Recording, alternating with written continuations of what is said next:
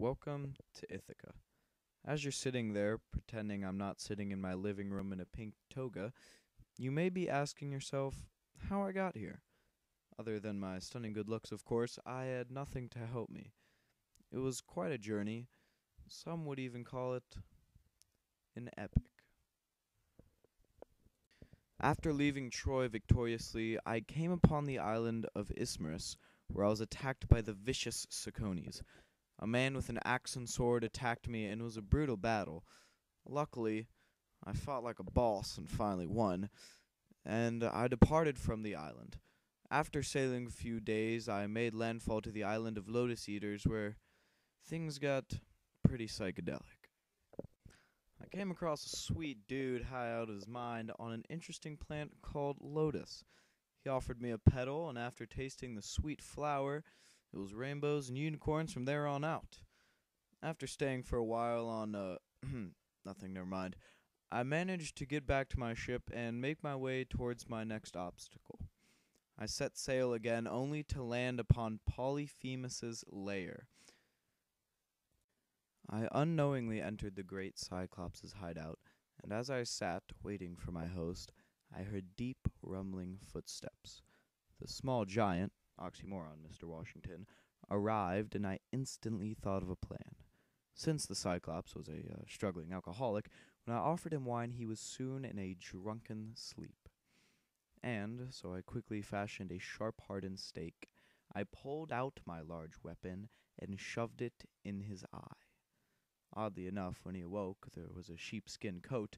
Seizing this opportunity, I then put down my stake and dressed myself as a sheep. I crawled on my knees, and doing so, I barely escaped between the crazy, blind beast's legs. As he blundered about in his cave, I stole away and pulled my sail taut. I sailed and sailed, then fell upon the graceful island of Aeolia, home of Aeolus, king of winds. I humbly knelt before the great god and awaited his greeting, and as I knelt there, he explained to me that he would supply me with a bag of all the ill winds of the sea, making my travel home safe. He bellowed into the bag and handed it to me, and I eagerly left, thanking him as I did. I went to sea once more, but unfortunately my greedy crew opened the bag of winds, blowing me off course to the island of Lestrygonians. I witnessed as some crazy shirtless beast ripped apart the limbs of my men, first the arm, and viciously attacked. We quickly sailed away after this show of brutality, and landed to Circe, the enchantress's island of Aea. After hearing that my men were turned into animals, I went to see this woman who looked strangely like a man.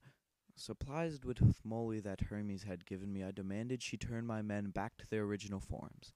She did, and she also warned us of Scylla and Charybdis and told us to see Tiresias of the underworld. I did as Circe said and climbed the stairs of hell to talk to the great prophet Tiresias.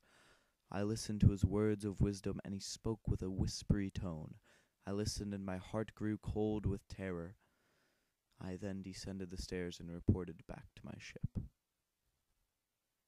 We sailed to Scylla and Charybdis, and I barely made it out of the toilet alive.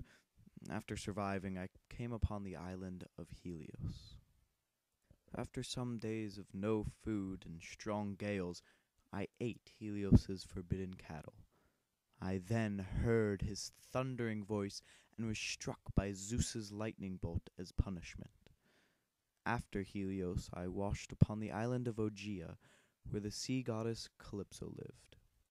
I washed upon her shore, and she nurtured me back to health. Calypso was a fair maiden, and for 8 long years she played the song of immortality, trapping me in her grasp. I adored this song, and night after night I would sleep on Ogea. I would dream of Penelope and home, but only due to Athena's great wisdom I was able to make back home to Ithaca. One day, Athena cleared the path, and Calypso could no longer play her song. After one moment, I realized my fault and sailed back to my island of Ithaca. After one stop to the island of Phaeacians, I was finally home. Disguised as a beggar, I convinced the lead suitor of my throne, Antinous, to let me try and string my bow. It wasn't ease, for only I could string such a mighty bow, and I pulled taut the string and took a long breath. I pulled an arrow from my leather quiver, and my hand was steady. I then aimed it, but not at the target, but at Antinous himself. I stared at him for a long moment, instilling him what he had done, and I shot my arrow. It had buried deep inside his chest, killing him. I pulled this arrow from his body, observing it, and I had finally regained my kingdom of Ithaca.